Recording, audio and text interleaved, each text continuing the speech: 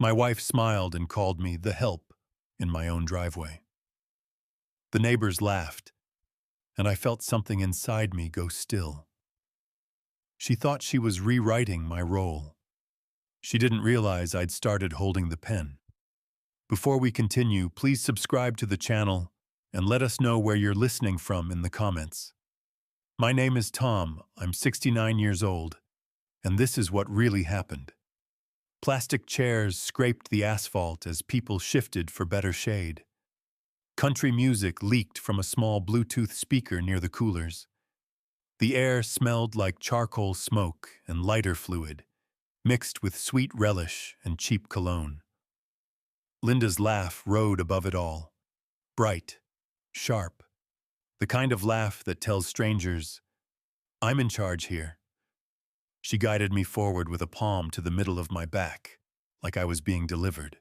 And two new neighbors stood in front of our driveway, fresh haircuts, moving day energy, smiles that didn't know our rules yet. Linda: "Oh, this is Tom. He helps out around the house." My body locked.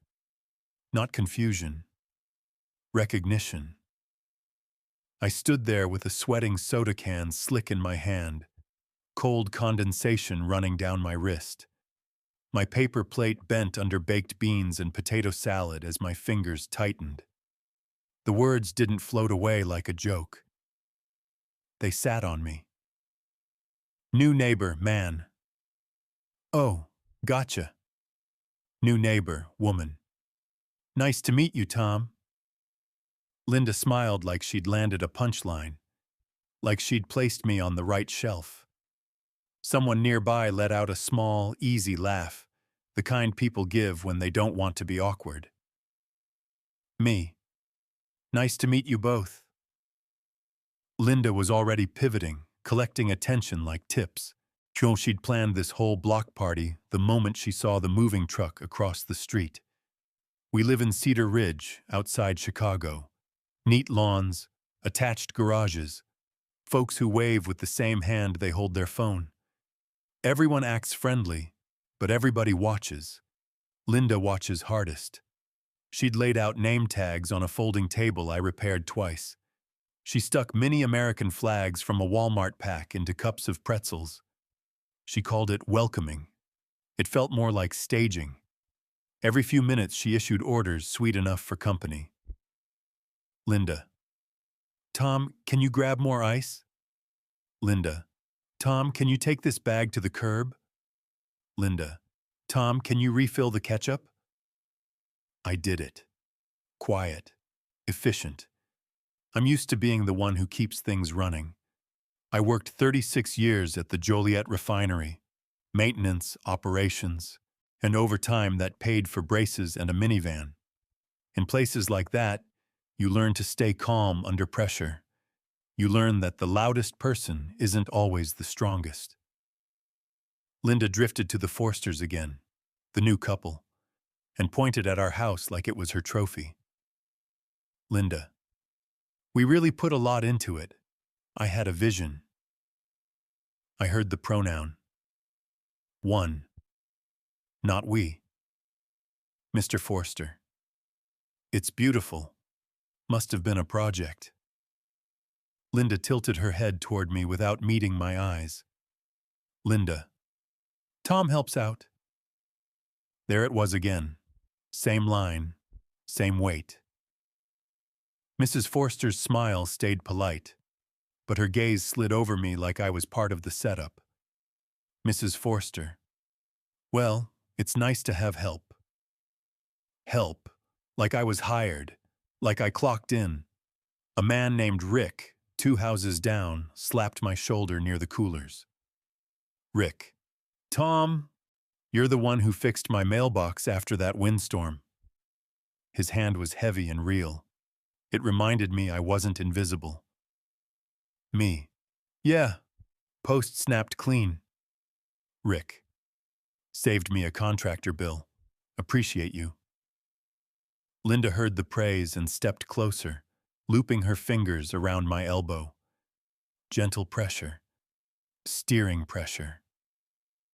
Linda: Tom's always doing little things. Little things. Mailboxes, ice, trash, ketchup. My whole life reduced to errands. Across the driveway, my daughter Megan watched for a second. She's 42, a teacher, and she reads a room the way I used to read gauges. Her eyebrows lifted, then tightened. Not surprise, recognition. Then she looked away, because grown kids learn when silence is safer. I walked to the side of the garage, pretending I was checking the trash. Went from there, I could see the street like a diagram. Lawns, folding chairs, little circles of conversation. And I could see Linda in the center, shining. That's when I noticed her phone. Not texting, not scrolling, recording. She held it low, angled toward the Forsters, toward the little group, toward me carrying a trash bag like a stagehand. She laughed, then said it again for the camera. Linda, this is Tom. He helps out around the house. She said it like a tagline, like she was teaching the neighborhood how to see me. A woman from the next street, Janet, always in everybody's business, leaned in like she'd been invited. Janet, well, Linda, you've got him trained. Linda laughed again, too pleased. Linda, bless his heart. He likes to stay busy. I smiled because that's what men my age do in public. We swallow, we nod. Won't we keep the peace? But inside I felt something crack and harden at the same time. Respect is like a porch step. You don't notice it until it's gone. And I remembered other moments. Her introducing me at church as retired, so he putters. Her telling our son-in-law, Tom doesn't handle the money anymore, I do. Little needles, always in front of witnesses, always with a grin. 2 months earlier, she'd pulled me downtown to the county building in Joliet. Paperwork, she said. Just updates. Fluorescent lights, beige walls, a clerk sliding a folder across the counter like it was nothing. Clerk. County Court Record Number 2025-CV-11873. Sign here, and the notary public will witness. It wasn't court drama. It was property and finance paperwork she'd already set in motion. I read every line. Linda smiled through it, impatient, like my caution was an inconvenience. The notary checked my Illinois driver's license, watched my pen, then stamped the page with a dull thud. Final. Official. That day, I told myself Linda was just being organized. Behind my garage, watching her record me as the help, I understood something colder. Organization can be a weapon. I walked back out before anyone could ask where I'd gone. I tied the trash bag. I carried cups and plates like I belonged to the cleanup crew. Linda met my eyes as I passed. Her smile held. Her gaze didn't soften. It said, "Stay in your lane." I nodded. Calm. Easy. Because calm is how you measure a situation. Calm is how you find the leverage. And as the sun dropped and the cheap string lights blinked on, one truth settled in me, steady as concrete. It wasn't the first time she'd done that. It wasn't the first time she'd done that. The smoke from the grills clung to my shirt like a reminder. Grease, onion, cheap hot dogs, Cedar Ridge perfume. I could still taste the store-bought lemonade Linda insisted was homemade, even though I watched her pour it from a jug. People think humiliation is loud. Sometimes it smells like mustard and propane. Linda moved through the crowd with a paper cup of Chardonnay, smiling at men she'd known for 10 minutes. She kept her back straight, shoulders open, like she was on a real estate tour instead of a block party. Me? I was near the cooler again. Rick called out for me once more. Rick, Tom, You mind showing me that hinge trick later? Me. Sure. After we eat. He meant it as respect. Linda heard it as a leash. Linda. Tom's great with little fix-it stuff. Oh, keeps him occupied. Occupied. Like a toddler with blocks. I nodded, because the neighbors were watching, and I didn't feel like feeding them a show. But my nostrils flared on their own. That smell, lighter fluid, took me back to earlier fires, smaller ones, private ones. A few years ago, at church, Pastor Hill was shaking hands in the lobby. Coffee, powdered creamer, old hymnals. Linda grabbed my arm and pulled me into the line like a prop. Linda. Pastor, this is Tom. He's retired now, so he just putters. Pastor Hill smiled, kind as daylight. Pastor Hill.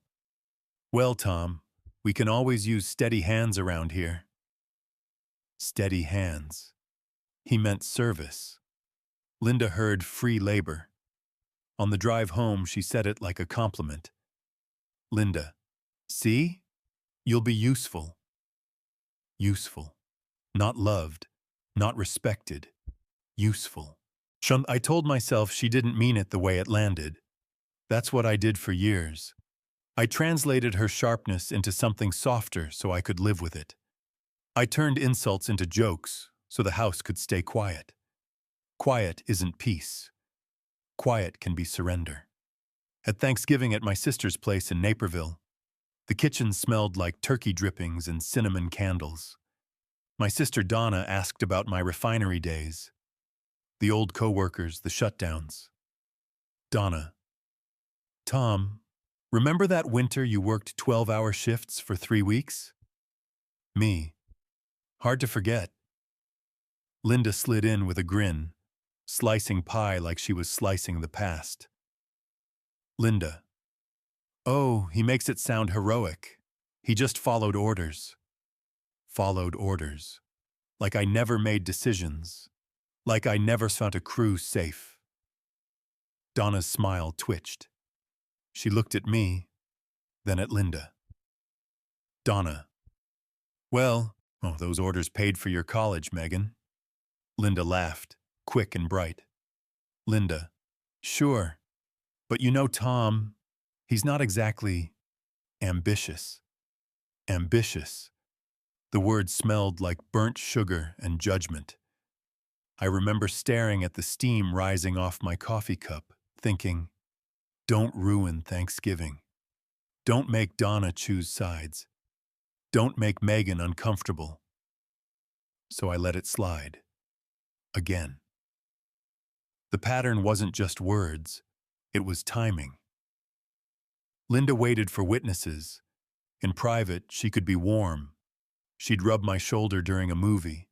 She'd call me Han when she wanted something. She'd act like we were a team. In public, she rewrote the story. At Megan's school fundraiser, the gym smelled like popcorn and floor wax. I wore my best button-down. Linda wore a blazer like she was running for office. A dad I didn't know asked about my work. Dad. So what do you do, sir? Me. I'm retired now. Used to work maintenance at the refinery. Dad. That's solid work. Linda leaned in fast. Linda. He's always been hands-on. I'm the one who kept everything organized. She said it with a smile so polished it could blind you. The dad nodded like that made sense, like my life needed her as a translator. Later, Megan found me by the raffle table. Megan. Dad, you okay? Me. I'm fine. She didn't believe me. She didn't push. She just squeezed my forearm, then walked back to her classroom duties like she had to teach kids and also manage her parents. That squeeze stayed with me. It smelled like popcorn and worry. Linda's favorite move was the correction. She'd wait until I spoke, then edit me in front of people. At a diner off Route 59, we ran into an old co-worker of mine. So Sal, The place smelled like bacon, coffee, and disinfectant. Sal shook my hand like it mattered. Sal. Tom, you still fishing? Me. When I can. Lake Michigan in the spring. Linda cut in before I finished my sentence. Linda. He says he fishes. He mostly sits there with a cooler and falls asleep. Sal laughed politely, like he didn't know the rules either. Sal. Hey, that's retirement. I smiled, but I felt my jaw tighten. Because it wasn't about fishing. It was about control. Linda didn't want me to be interesting. Interesting men get listened to. And then there was money. She started saying things like, I handle the bills now in front of our son-in-law, Kyle, like I was a hazard. Kyle's a decent guy. Works IT. Loves Megan. He'd look at me, then at Linda, and you could see him choosing diplomacy, Kyle. Well, it's good somebody enjoys spreadsheets. Me. I never minded them. Linda waved her hand like she was shooing a fly. Linda. Tom would forget. He's got that old man brain. Old man brain. Said like a joke. Said like a diagnosis. I'm on Social Security. I know my numbers. I know exactly what hits our account and when. I know what we paid for this house, and I know the interest rate from the refinance she just wanted to discuss. But Linda liked to paint me as foggy. Foggy men don't get asked questions. At the block party, the smell of someone's coleslaw, too much vinegar, twisted my stomach. I watched Linda tilt her phone again, thumb hovering near the screen, still recording little clips, still collecting moments. Megan's son, my grandson Tyler, ran past with a sparkler stick from last July 4th that someone found in a drawer, and it smelled like old fireworks and summer. Megan snapped, gentle but firm. Megan. Tyler, no. Put that down. Linda laughed. Linda. Oh, let him. Boys will be boys. Then she looked at me. Linda. Tom, go make sure he doesn't burn himself. Go, like a command, like I'm security. I walked over anyway, not because she ordered it, because Tyler's 7 and I love him. Tyler. Grandpa, look, it's magic. Me. It's not magic. It's hot. Hand it to me. He did. His fingers smelled like grass and sugar from the cupcake table. I tossed the sparkler into a metal bucket near the grill and stomped it out. When I turned back, Linda was smiling at the Forsters again, still shining, still building a version of our life that kept her on top. A man's reputation isn't just what he does, it's what people repeat. And Linda was giving them lines to repeat, one line at a time. I stood there breathing grill smoke, and a thought settled in me like ash. Maybe this wasn't casual. Maybe it was preparation. Because people don't practice a phrase unless they plan to use it. And Linda had been practicing for years. Was she testing something? Was she testing something? The string lights over our driveway blinked like tired fireflies as dusk settled in. Their warm glow made everyone's faces look softer than they were. The last streak of orange sky sat behind the maples at the end of the cul-de-sac, and Linda stood right in that light like she owned it. I watched her hug the Forsters goodbye. 2 quick pats, a laugh, a promise. Linda. We'll do wine soon. I'll text you. She didn't say we. I carried the cooler handles until my knuckles went pale. At melting ice sloshed and flashed under the porch light. Bright for a second, then gone. In the garage, the overhead bulb buzzed and threw a hard white circle on the concrete. Linda walked in behind me and snapped the switch like punctuation. Linda. Well, that went great. Her voice was satisfied, not relieved. I set the cooler down and listened to the ice crackle. A drip started under the drain plug, shining on the floor like a thin silver line. Me. You called me the help. She unpinned her hair in the window reflection, watching herself. Linda. Oh my God, Tom. Me. You said it twice. Linda turned, smile still there, just colder. Linda. You're too sensitive. Me. They're new, that's their first impression. Linda. And? It broke the ice. Oh, people liked it. Me. I didn't. She dabbed the drip with a paper towel like I was the mess, not the water. Linda. It was just neighbor humor. Nobody thinks you're actually hired. Me. You filmed it. Her eyes flicked away. Linda. I took a few clips. It's a neighborhood memory. Me. You angled the phone at me. Linda. Are we doing this right now? I've been on my feet all day. Me. Why would you want that on video? She opened the garage fridge and its blue-white light spilled over her face. Linda. Because it's funny. And because you were being... you. Me. Being what? She shut the door. The light vanished. Linda. Quiet, helpful, dependable. Dependable. Said like a label on a jar. She walked into the kitchen, switching on lights as she went. Each snap pushed darkness back. Under the recessed lights, our counters looked staged, like nobody ever lived here. She poured water, changed her mind, then reached for a wine glass. The glass caught the ceiling light and threw a tiny rainbow onto the granite. Me.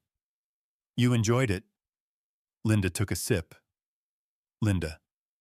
I enjoyed meeting the neighbors. Me. You enjoyed me standing there like an extra. Linda. You're making it dramatic. I went to the living room window. Across the street, the Forsters' garage was still stacked with boxes. Their porch light burned clean and new. Linda came up behind me, voice casual. Linda. By the way, I'm going to do wine with the girls sometime this week. Welcome them properly. Me. The girls. Linda. Janet, Melissa, probably Mrs. Forster. Maybe Thursday. Me. And I'm not invited. Linda. It's mostly women. It's a vibe. A vibe. Like marriage needed a guest list. Me. So I should disappear downstairs. Linda. Tom, stop. You're spiraling. Me. No, I'm noticing. She exhaled like I was exhausting. Me. When you took me downtown 2 months ago, that paperwork. Her hand paused at the sink. Linda. What about it? Me. You said it was just updates. Linda turned. The bright kitchen light made her lipstick look harsher. Linda. It was. Me. Then why did it have a court record number? Linda. Because everything has a number. That's how recording works. Me. And the notary? Linda. For signatures, standard. Standard. Another word that ends conversations. I opened the kitchen drawer where she tossed mail she didn't want to deal with. Coupons, utility bills, a brochure for a retirement community I never asked for. Then I saw it. A folded packet, thicker than the rest. County letterhead peeking out. The paper was whiter than everything around it, like it didn't belong in the clutter. Linda stepped forward fast. Linda. Tom, don't. Her voice wasn't tired anymore. It was sharp. I unfolded it anyway. 2 pages. Fine print. A title line that made my eyes narrow. Quitclaim deed, prepared for recording. My name was there. Her name was there. A transfer line that didn't read like updates. It read like movement. Me. What is this? Linda's jaw worked before the words came. Linda. It's nothing you need to worry about. Me. It's a deed, Linda. She reached for the packet, but I held it higher, not angry, firm. Linda. Give me that. Me. Not until you explain it. The refrigerator hummed. The lights felt too bright, too exposing, like the house was interrogating us. But Linda set her wineglass down slowly, as if she was placing a tool on the counter. Linda. You're acting like I'm doing something to you. Me. Are you? She stared at me. No smile now. Just calculation. Linda. We'll talk about it when you calm down. I looked at the ink again. My hands didn't shake. They felt steady, like a man checking a valve before the pressure spikes. A car passed outside, and its headlights swept through the window, a quick white beam across our wall, across Linda's face, then gone. In that flash, I saw the shape of it. Not teasing, positioning. And I wasn't just the help at a block party. I was being moved on paper, too. Linda picked up her phone again. The screen lit her face from below, turning her features into something unfamiliar. She thumbed a message fast, then locked it like a secret. How's me? You already texted them. Linda. I told you, wine soon. Me. You planned this. Linda laughed once, short. Linda. Planned what? Being friendly? Me. Teaching them who I am. She stepped closer, and the ceiling light caught the fine lines around her eyes. Those lines used to soften when she looked at me. Tonight, they sharpened.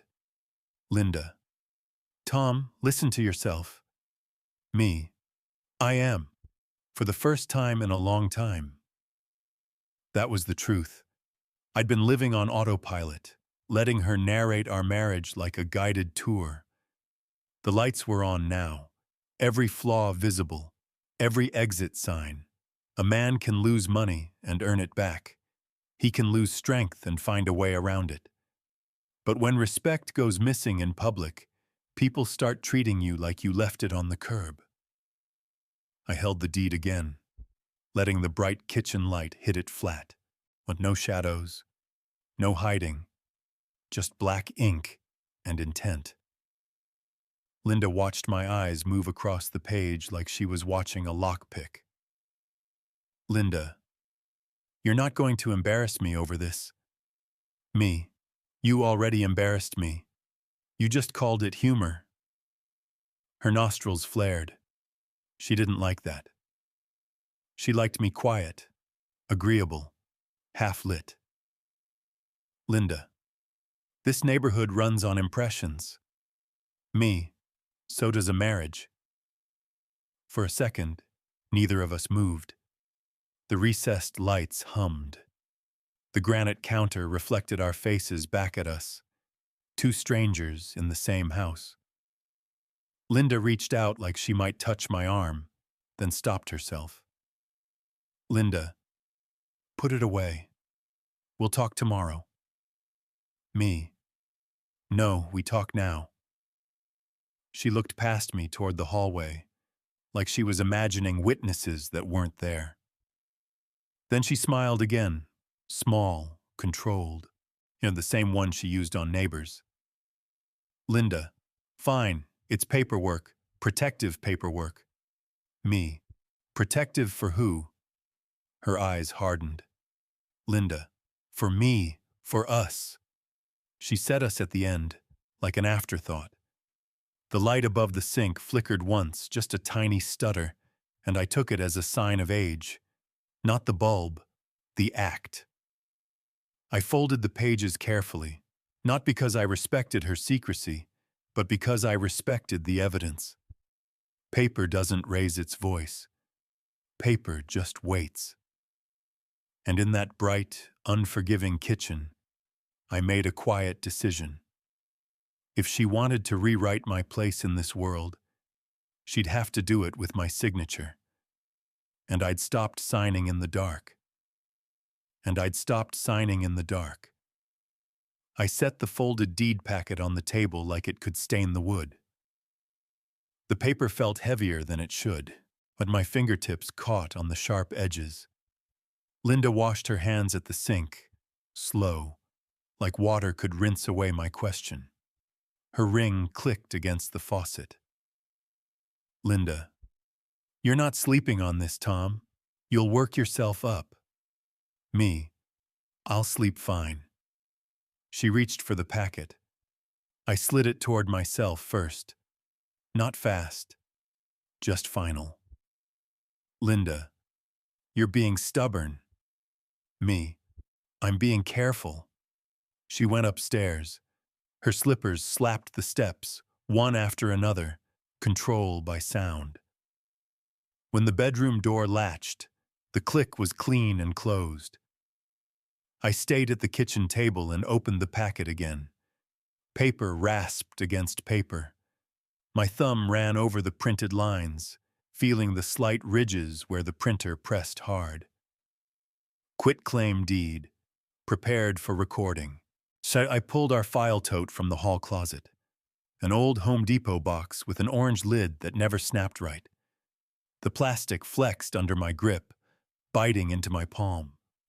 Inside were folders with Linda's neat labels. House, taxes, retirement. She loved labels. She loved being the only one who knew where things lived. I laid the house folder out flat and spread the documents like tools. Our original deed copy, insurance pages, HOA notices, a refinance printout she'd waved around and then buried. The quitclaim packet sat on top like a new layer of paint. I found the section titled Grantor and Grantee, and my fingers went cold. Grantor, Thomas R. Weller. Grantee, Linda M. Weller. A transfer from me to her. I didn't rage. I didn't shout. I just felt my spine stiffen, like an old hinge finding its stop. And a sticky note was clipped to the page in Linda's handwriting. Need Tom to sign. Bring to notary. 2 months ago downtown, the clerk had slid paperwork across the counter with a number stamped on it. County Court Record number 2025-CV-11873. And the notary public had checked my Illinois license, watched my pen, then brought the stamp down with a dull thud. Linda had called it updates. This was the update. I opened the retirement folder next. The statements were glossy and slick. Years of heat, overtime, and steel-toe days turned into numbers on smooth paper. The accounts were still in my name. But tucked inside was a fresh bank printout with an appointment reminder. Linda had written on the corner, "Ask about adding name/joint access." I checked our checking account statements. Thin paper, clear patterns, small cash withdrawals I didn't recognize. Always the same branch by the shopping center with the Starbucks and nail salon. Not big enough to trigger alarms. Big enough to stack. Then I saw the transfers. L. Harper. A name I didn't know. A name that didn't belong in our life. I sat back and let the chair legs scrape the tile. The sound was harsh in the empty kitchen. My knuckles tightened, then loosened, like I was testing what still worked. This wasn't just a block party joke. It was positioning. If I was the help, she was the owner, the provider, the voice that mattered. And when paperwork showed up later, the neighborhood would already be trained to nod along. I walked back to the kitchen and opened the junk drawer. My fingers brushed rubber bands, loose keys, and a faded DMV receipt. And I found the little notary card Linda kept. Notary services available, in bold, creased from being handled too often. That card shouldn't have been worn. I slid open the drawer under the counter where we kept the checkbook, just in case. The cover was cracked. I flipped through the register and felt the paper drag under my thumb. Numbers lined up clean, but there were gaps, little notes in Linda's script. Cash, gift, Misk. Misk is where secrets hide. I went to the coat closet and ran my hand along the pockets of Linda's favorite jacket. Soft fabric, expensive. My knuckles bumped something rectangular. I pulled it out. A bank envelope, folded once. Warm from being close to her body. Inside was a deposit slip for cash. Same branch, same week as one of the withdrawals. My fingers prickled as I held it, but because it meant she wasn't just spending. She was moving. On the counter sat my old career watch. Scratched face, broken-in band. I strapped it on and felt the familiar weight settle against my wrist. My phone buzzed once on the counter. A notification preview lit up for half a second. Janet, you were hilarious tonight. Linda's phone, not mine. She'd left it face up by the fruit bowl like she wanted the approval to glow. I didn't touch it. Touching it would make me the villain in her story. I just watched the screen go dark again. Then I did the simplest thing I hadn't done in years. I stopped reacting. I started sorting. Mine, hers, shared, evidence. Because if she wanted to treat me like labor, I could treat this like a job. And I've never been afraid of work. I walked to the den and opened my laptop. The chair under me was stiff and cold. I pulled up the Will County Recorder search and typed in our address, steady as a man reading gauges. Our deed was there. The refinance records were there. But no new recording yet. No quitclaim filed. Not yet. I printed the search page anyway. The paper came out warm. Proof you could hold. Then I took my small notebook, my real one, not the grocery list pad, and pressed the pen hard enough to leave a dent on the next sheet. Secure originals. Freeze access changes. Confirm beneficiaries. Call the county clerk. Call an attorney. I clipped the quitclaim packet, the bank reminder, and the statements with the withdrawals. The binder clip pinched my fingers. The pinch felt honest. In the mudroom, behind spare bulbs, I found our fireproof lockbox. Heavy, cool, textured metal under my palms. And I opened it with the key on my ring and placed the papers inside like I was putting evidence in a safe. I locked it. The turn of the key resisted, then gave. Upstairs, Linda's shower kicked on. Water hissed through the pipes like nothing had changed. I washed my hands at the sink. When I dried them, the towel fibers caught on my skin, rough and real. Linda wanted control. She wanted the neighborhood's story. She wanted my signature when she asked for it. But the ink wasn't dry. The papers weren't recorded. And tonight, under my own roof, I decided I would be the one holding the pen. But the ink wasn't dry. The papers weren't recorded. And tonight, under my own roof, I decided I would be the one holding the pen. The next morning, the cul-de-sac looked ordinary, lawns trimmed, recycling bins lined up like obedient soldiers. A breeze pushed dry leaves along the curb, scratching softly against the pavement. Ordinary is camouflage. I stepped outside with a mug of black coffee and let the early air settle on my skin. Cool, honest, the kind of temperature that wakes you up without asking permission. Rick was already in his driveway, hood up on his pickup. Rick.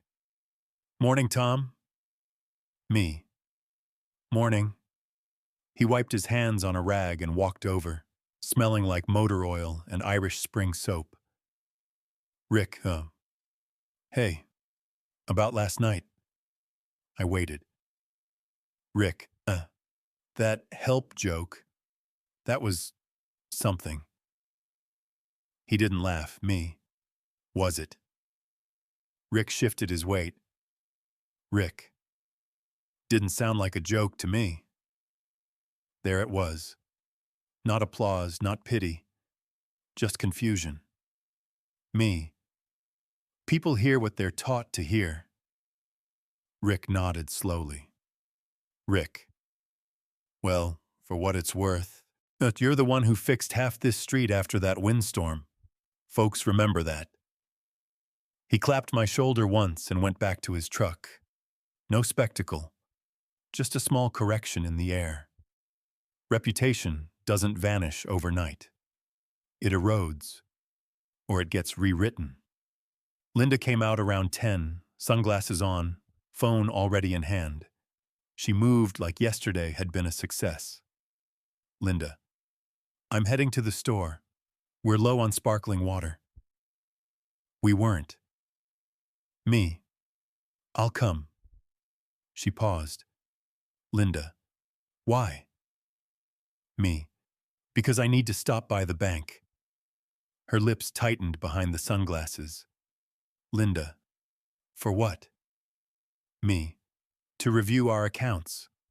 She adjusted her purse strap. Linda. I handle that. Me. We handle that. A beat. The breeze lifted the edge of her blouse, then dropped it. Saw Linda. Fine.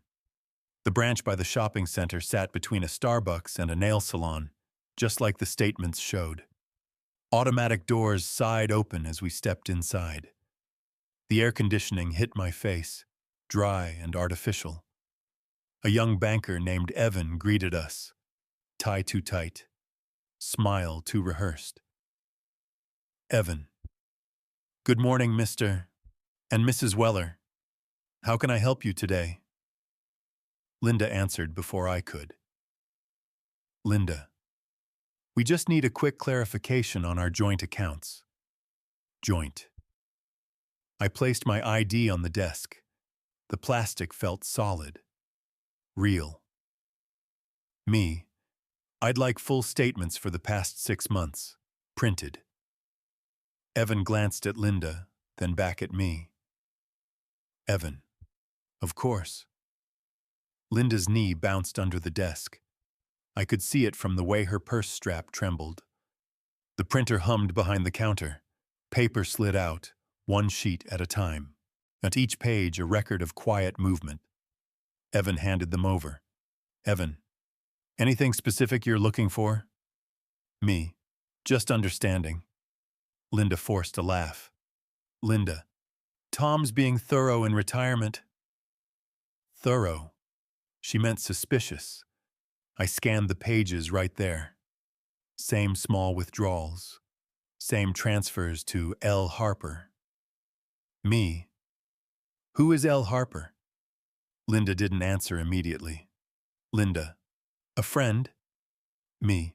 From where? Linda. Bridge club. We don't have a bridge club. Evan pretended not to hear. Good banking manners. Me. Why are we transferring money to her? Linda leaned forward. Linda. It's temporary. She's going through something. Me. How much something? Silence stretched between us, thin but sharp. Evan cleared his throat. Evan. If you'd like to adjust account permissions or require dual authorization for transfers above a certain amount, we can set that up. There it was. A door. Me. Yes, I would. Linda's head snapped toward me. Linda. Tom, that's unnecessary. Me. It's protective paperwork. Her own phrase, returned without heat. Evan began typing. Keys clicked like small hammers. Evan. We can require both signatures for withdrawals above $500 and any outgoing transfers. Me. Do it. Linda's voice went soft, almost sweet. Linda. You don't trust me. Me. Trust doesn't need secrecy. Evan slid a form across the desk. Evan. Just sign here to authorize the change. I read every line. Not rushed, not pressured. Then I signed. Linda signed too, but slower. The pen paused twice in her grip. But when we stepped back outside, the sun felt hotter than it had an hour earlier. The parking lot shimmered. Linda stopped near the car. Linda. You embarrassed me in there. Me. No, I protected us. Linda. You're overreacting. Me. Am I? She pulled off her sunglasses. Her eyes were bright, not with tears. Calculation. Linda. You think I'm stealing from you? Me. I think you're moving pieces without telling me. She stepped closer. Linda. Everything I do is for stability. Me. Whose? A gust of wind carried the smell of roasted coffee from Starbucks. People walked past us holding iced drinks, unaware they were crossing a fault line. Linda's jaw tightened. Linda. You've changed. Me. No, I'm noticing. We drove home in silence. The tires hummed against the road like a low warning. That afternoon, as I trimmed the hedge along our front walk, Mrs. Forster approached. She held a small potted plant, dirt under her fingernails. Mrs. Forster. Tom? I hope I'm not interrupting. Me. Not at all. She smiled, unsure but sincere. Mrs. Forster. I just wanted to thank you. Rick said you helped everyone during that storm last winter. We're glad to be on a street with someone like that. Someone like that. Me. Happy to help. She hesitated. Mrs. Forster. I didn't realize you were... Well, I thought you were retired from something big. Me. I am. She nodded slowly. Mrs. Forster. That's what I figured. No accusation, just correction. Behind her, through our front window, I saw Linda standing still, watching us, her silhouette sharp against the glass. Narratives cracked quietly. I kept trimming the hedge, slow and even, each snip precise, measured. Mrs. Forster placed the plant on our porch. Mrs. Forster, for being a good neighbor. Me. Thank you. As she walked back across the street, I felt something settle in my chest. Not anger, not triumph. Alignment. Linda opened the front door before I even reached it. Linda. What was that about? Me. She brought a plant. Linda. Why? Me. Because I helped during a storm. Linda's lips pressed thin. Linda. You don't need to correct people. Me. I didn't. She searched my face for something. Guilt, apology, hesitation. She didn't find it. That evening, she texted someone again. I saw the name flash once before the screen went dark. L. Harper. We need to talk. So did we. But not yet. Because I'd learned something in 36 years around heavy machinery. You don't shut down a system in panic. You isolate the pressure first. And I wasn't done isolating. 3 days later, a group text lit up Linda's phone while it sat charging on the kitchen counter. I wasn't snooping. It flashed across the screen in plain view. Cedar Ridge ladies, Friday at Linda's, 6 p.m. Temperature changes fast in early fall. Mornings crisp, afternoons warm enough to fool you. That Friday, the air felt unsettled, like it couldn't decide what season it belonged to. Linda was in motion all day, candles out, cheese boards arranged. wine glasses polished with a dish towel until they squeaked. She wore a soft blue sweater that looked effortless but wasn't. Linda. It's mostly couples, by the way. Some husbands might stop by. Might. Me. Good. She paused mid-wipe. Matum, Linda. You don't have to hover. Me. I live here. She exhaled through her nose. Linda. Just don't make it weird. Weird. That's what truth becomes when it threatens a narrative. At 5:30, I went upstairs and opened my dresser drawer. In the back corner sat a small velvet box. I flipped it open and looked at my old refinery service ring.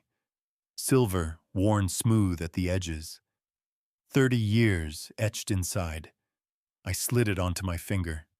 It felt snug, honest. Then I strapped on my career watch again. Scratches across the face. Battery replaced last spring. Time still steady. Linda watched from the bedroom doorway. Linda.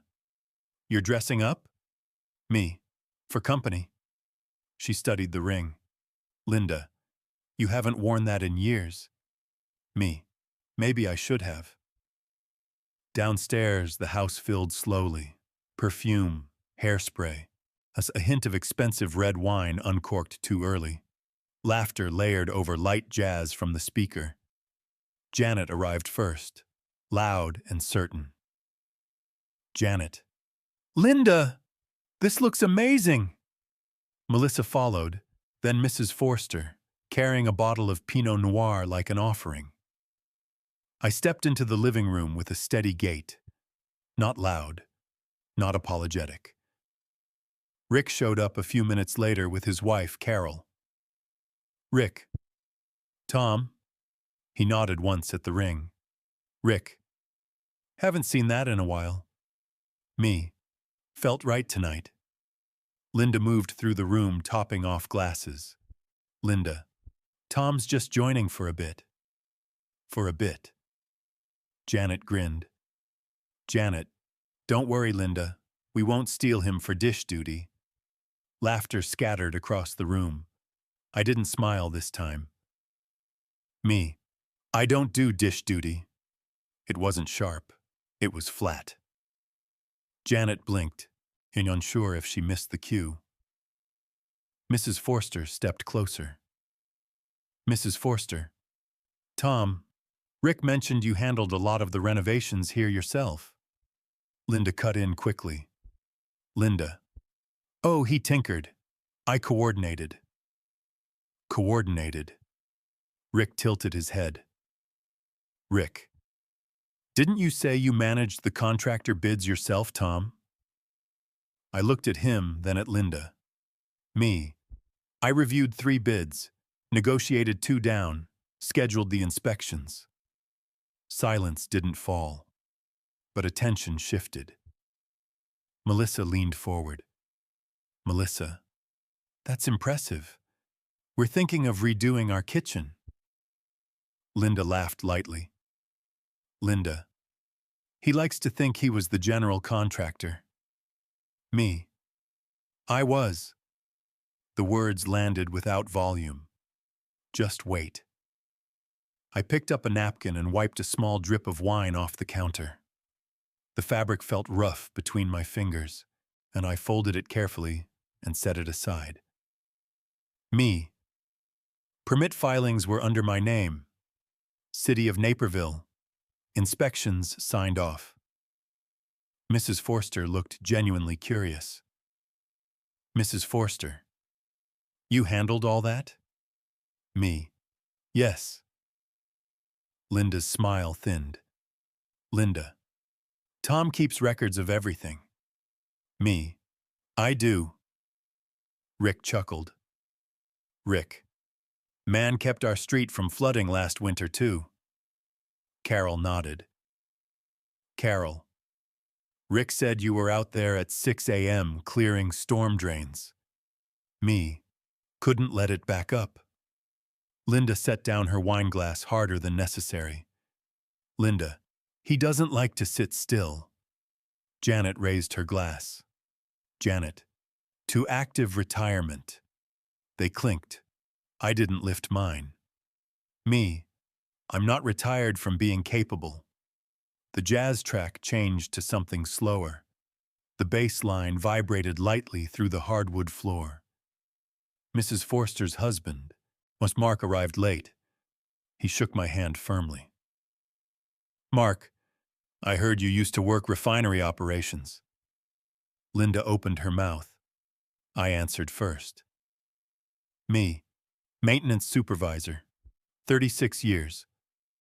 Mark. That's serious responsibility. Me. It was. He looked at my ring. Mark. Service ring? Me. 30 years.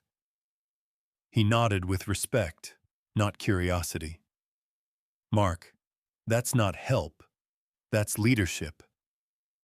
Linda's fingers tightened around her stemware. I saw it from across the island. She stepped in again. Linda. Tom's being modest. He's always been more comfortable behind the scenes. Me. Behind the scenes is where things get built. Rick laughed, low and approving. Rick. Amen. The temperature in the room shifted, not colder, clearer. Janet, who thrives on hierarchy, looked between us. Janet. Well, but Linda does have an eye for design. Linda seized that line. Linda. I do. The vision was mine. Me. The mortgage was mine. It wasn't a threat. It wasn't loud. It was a fact. You could feel it move through the room. Not shock. Calibration. Melissa cleared her throat. Melissa. Sounds like a team. I met her eyes. Me. Teams respect each other. Linda's jaw flexed. Linda. Of course we do. But her tone was different now. Less polished. Less certain. Mark took a sip of his wine. Mark. We're lucky to have both of you on the street. Both. That word hung in the air longer than any joke had. I leaned back slightly, letting the conversation continue without me for once. I didn't need to dominate. I just needed to exist in full view. Rick drifted closer as Linda was pulled into another corner by Janet. Rick. You okay? Me. Better. Rick nodded toward the living room. Rick. People notice more than you think. I watched Linda from across the space. She was still smiling, still hosting. But something in her posture had tightened. The narrative she'd rehearsed wasn't landing the way she planned. And for the first time in years, I wasn't playing along. Temperature tells you when a system's overheating. Tonight, the heat wasn't on me. Tonight, the heat wasn't on me. It was on the stories Linda had been telling, and stories hate daylight. Saturday brought Cedar Ridge's little tradition. Fall cleanup day. Rakes, trash bags, and neighbors pretending we're one big, happy family. By 9, orange cones sat by the storm drains and a rented dumpster squatted at the corner. A clipboard made its rounds like a badge, and wet leaves clung to the sidewalk, gritty under my shoes. The rake handle pressed a familiar grain into my palm through my gloves. Linda ran the folding table in a puffer vest, donuts stacked, HOA flyers glossy as magazine covers. Janet hovered beside her like a deputy. Janet. Linda's got us organized. She's a machine. Linda. Someone has to keep things moving. She said it while looking past me, not at me. Rick waved from the curb. Rick. Tom, west drain's already clogging. Me. On it. Linda called out, cheerful enough for witnesses. Linda. Tom's great with the dirty work. A couple laughs followed her like trained dogs. I didn't look up. I knelt by the grate and peeled back the leaf mush. It lifted with a soft suction, slick and heavy. Dark water gurgled down the throat of the drain. Texture tells the truth. Wet. Stubborn. Yet relentless. Footsteps stopped behind me. Mark Forster. Tom, right? I stood, wiping my gloves on my jeans. The damp fabric dragged. Me. Mark. Mark nodded toward the drain. Mark Forster. Linda said you help out around the house. Me. I built most of it. His eyebrows rose. Mark Forster.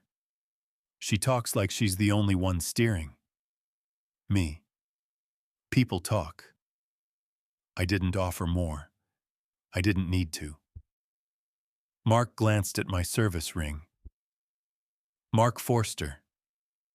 30 years? Me. 36 in the refinery. 30 with the ring. Mark's respect wasn't loud. It was steady. The way working men recognize each other.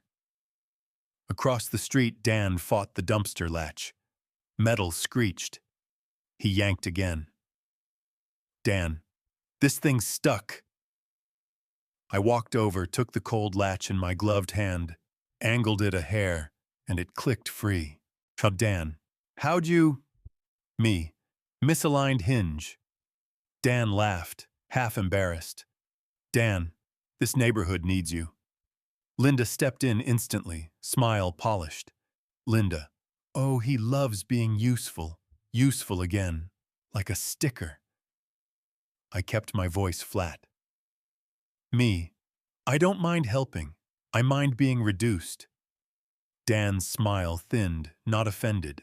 Awake. Rick heard it and gave a quiet nod like he'd been waiting for someone to say it out loud. Linda's eyes flashed. Linda. You're making a scene. Me. I'm making a boundary. Janet stared like she'd just been handed gossip that would last a month. Linda shoved the clipboard toward me, paper rough under my fingers. Linda. Fine.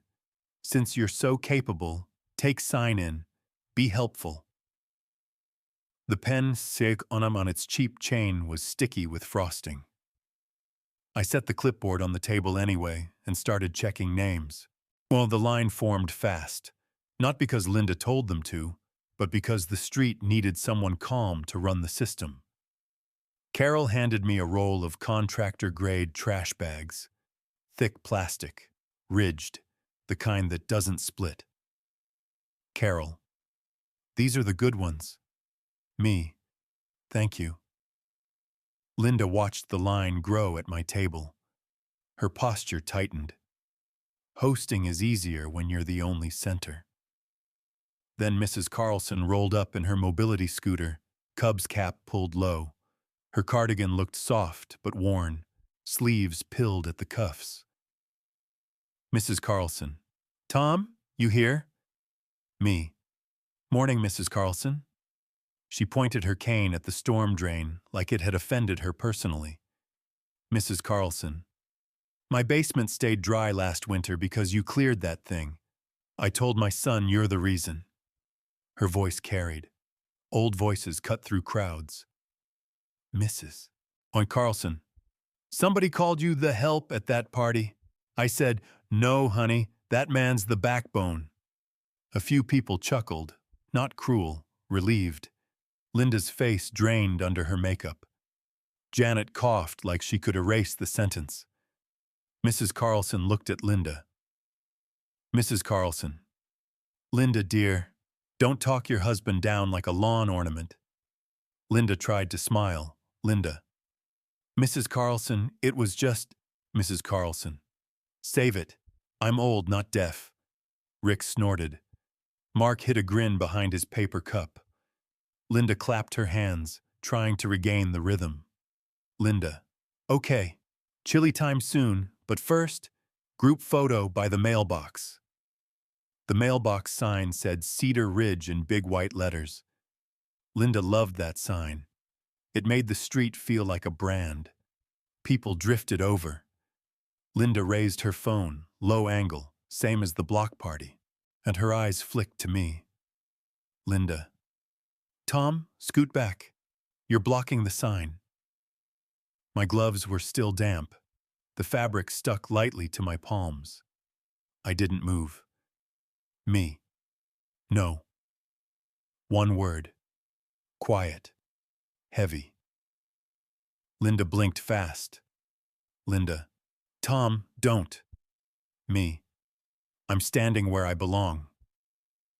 Mark shifted closer, shoulder to shoulder with me. Mark Forster. He's fine.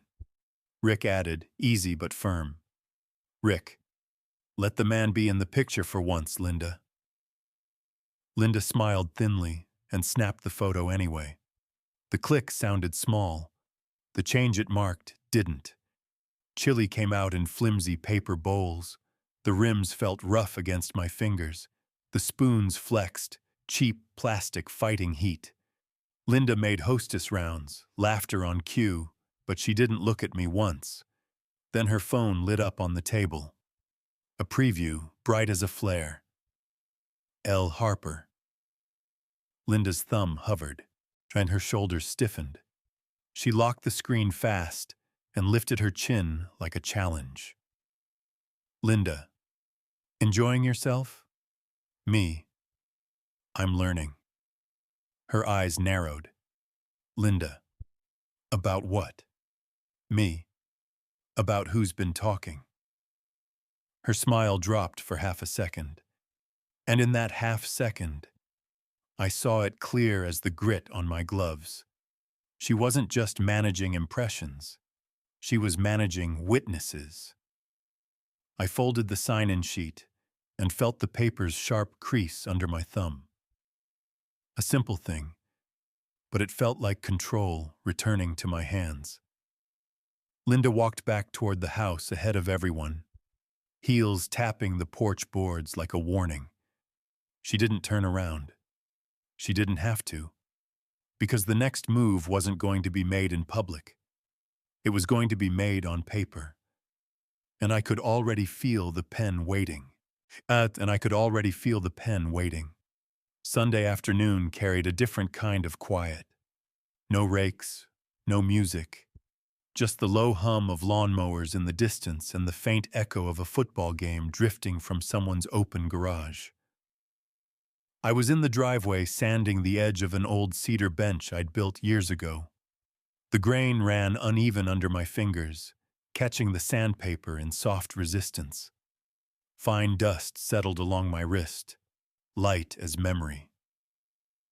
Tyler sat cross-legged nearby with a plastic toolbox, helping. Tyler. Grandpa, why do you fix everything? Me. Because if you don't fix things, they fall apart. He nodded like that made sense. Across the street, Mrs. Forster and Mark were unloading groceries. Paper bags folded at the top. Mark gave me a small wave. Then Linda's car turned into the cul-de-sac. The engine cut, the door shut harder than usual. She walked up the driveway with purpose. No smile, no sunglasses, just tension. Linda. We need to talk. Me. We will. Tyler looked between us, picking up something even at 7. Tyler. Mom said I could have a popsicle. Me. Go ask her. He ran inside, the screen door slapping shut behind him. Linda crossed her arms. Linda. You embarrassed me yesterday. Me. By standing still? Linda. By correcting me. In front of everyone. Me. I didn't correct you.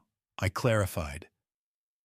She stepped closer, heels crunching on gravel. Linda. You made it sound like I've been lying. Me. Have you? Her jaw tightened. Linda. You're twisting everything. I set the sandpaper down carefully. The bench surface felt smooth now, even. Me. Who is L? Anya Harper? The name landed heavier than the block party joke ever had. Linda's eyes flicked toward the street, then back at me. Linda. A friend. Me. From where? Linda. You don't know her. Me. That's clear. A car passed slowly, driver curious but pretending not to be. Linda lowered her voice.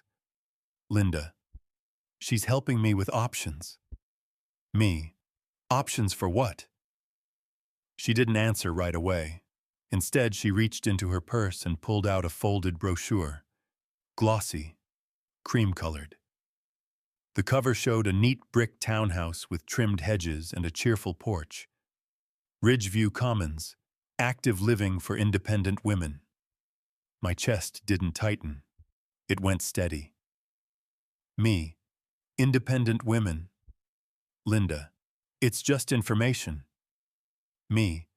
Information doesn't require quitclaim deeds. Her face went pale for half a second. Tut Linda. You went through my papers. Me. Our papers. She inhaled slowly. Linda. I need security, Tom.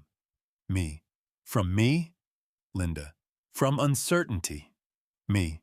You've been telling people I'm the help. Linda. It was a joke. Me. No. It was positioning. She didn't deny that one. Mark crossed the street at that moment holding a folder. Mark Forster. Hey, Tom, sorry to interrupt. He glanced between us, tension obvious. Mark Forster. I found these when we were unpacking. Previous owner left some contractor permits in our file. Thought you might want them. They've got your name on them. He handed me the folder. The paper edges were stiff and official. City permit stamps. My signature. Inspection approvals from 3 years ago. Mark Forster. We're meeting with an inspector next week. I figured you'd know more than anyone. Linda's shoulders stiffened. Mark Forster. Linda mentioned she handled most of it, but the paperwork says Thomas Weller. Not accusation, just fact. Me. I filed those. Mark nodded. Mark Forster. Makes sense. He looked at Linda politely. Mark Forster. We're lucky to have someone with your husband's experience nearby. Husband, not help. Mark walked back across the street, unaware he'd just tilted the balance again. Linda's voice dropped low. Linda. You think this is a game? Me. No. Linda. You're turning people against me. Me. I'm standing in my own name. She looked at the permits in my hand like they were weapons. Linda.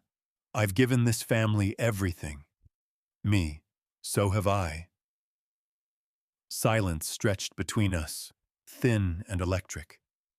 From inside the house, but Megan's voice floated out. Megan.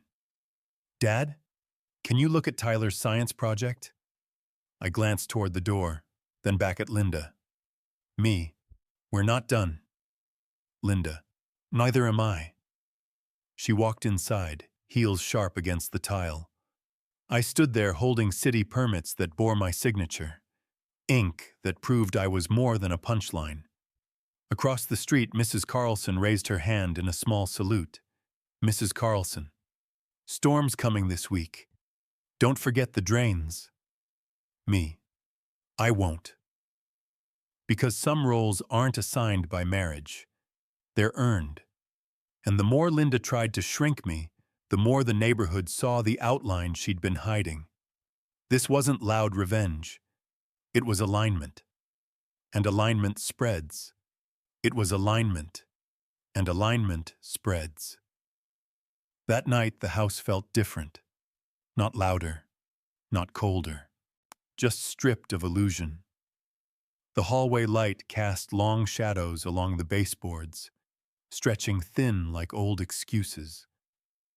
Linda sat at the dining table with her laptop open, screen glow reflecting in her glasses. She didn't look up when I walked in. Keys clicked. Fast. Defensive. Me.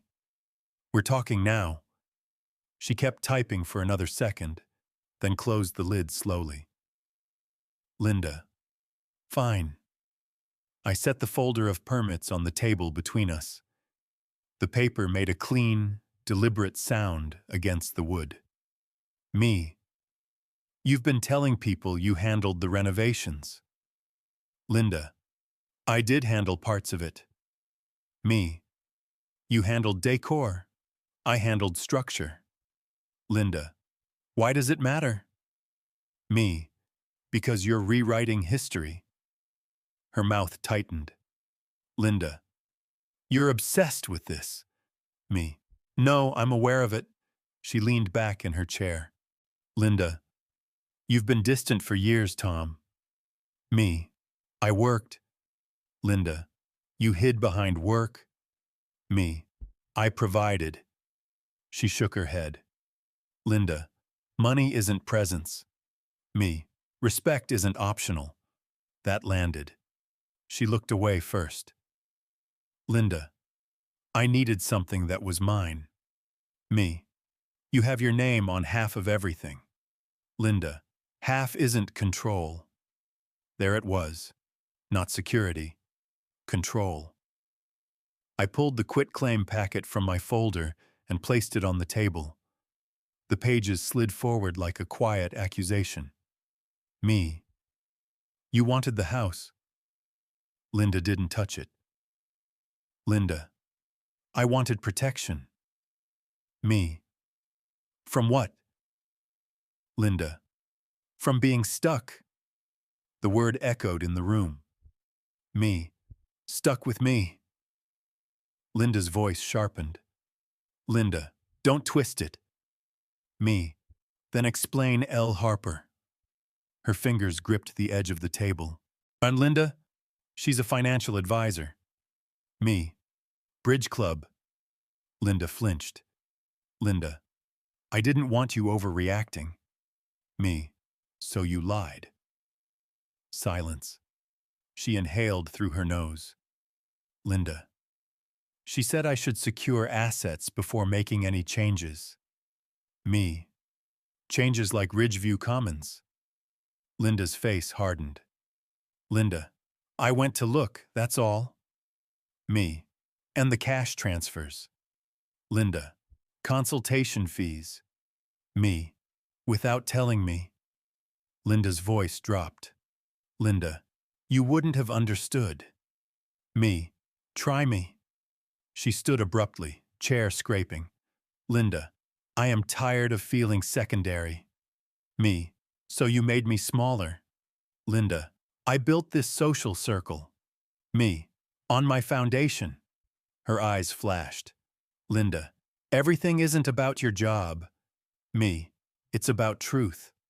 She paced once, then stopped. Chapter Linda. Do you know what it feels like to host a room and have people ask about you like you're the only one who matters? Me. Do you know what it feels like to be introduced as hired help in your own driveway? That one hit clean. Her shoulders dropped slightly. Just slightly. Linda. It was supposed to be light. Me. You recorded it. She didn't deny it. Me. You were practicing. Linda looked at the paperwork again. Linda. I needed leverage. There it was.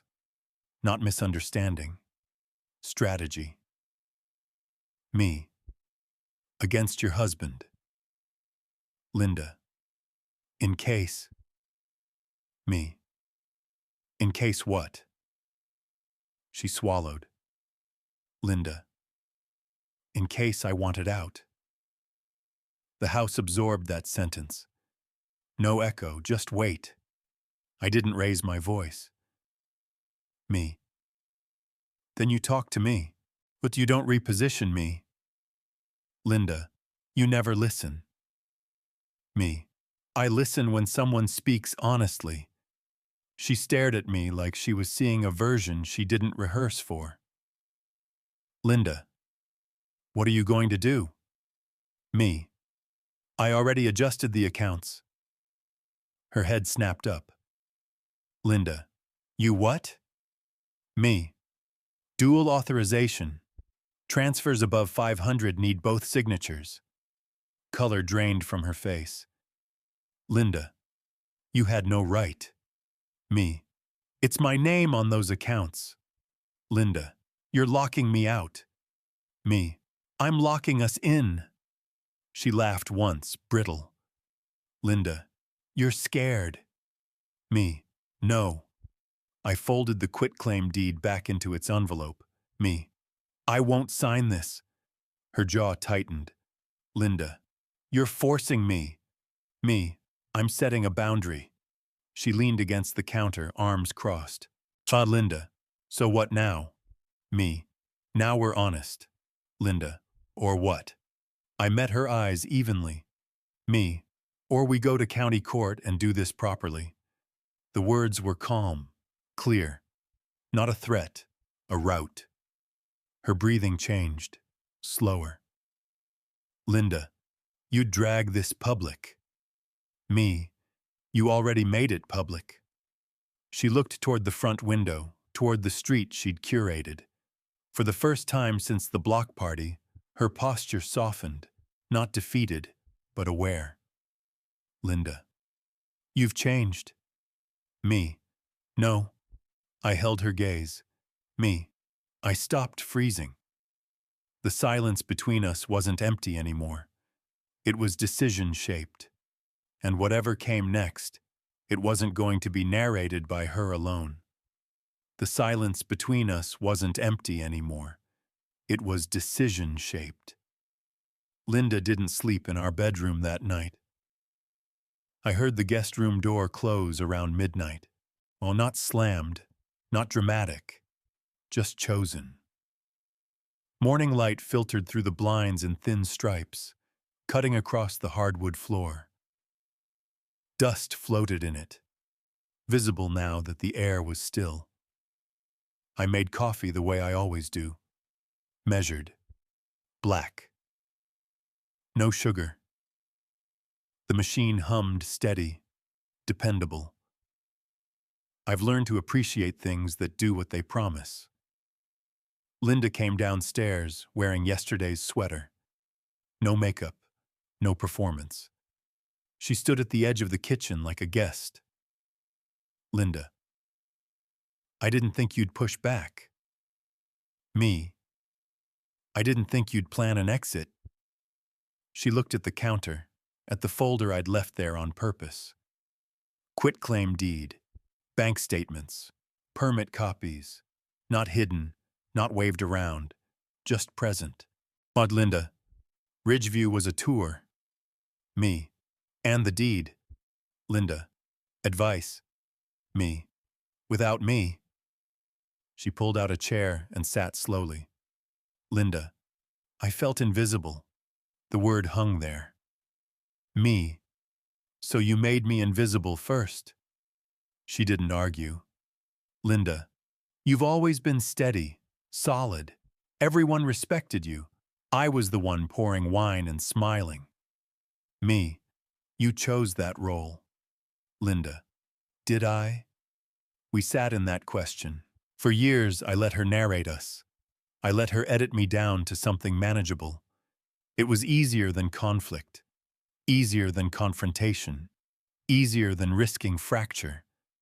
But easy costs you. Me, you don't get to shrink me so you can feel larger.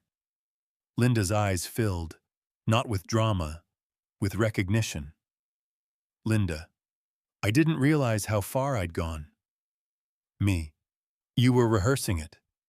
She nodded faintly. On Linda, I thought if people saw me as the center, it would be easier if I left. There it was.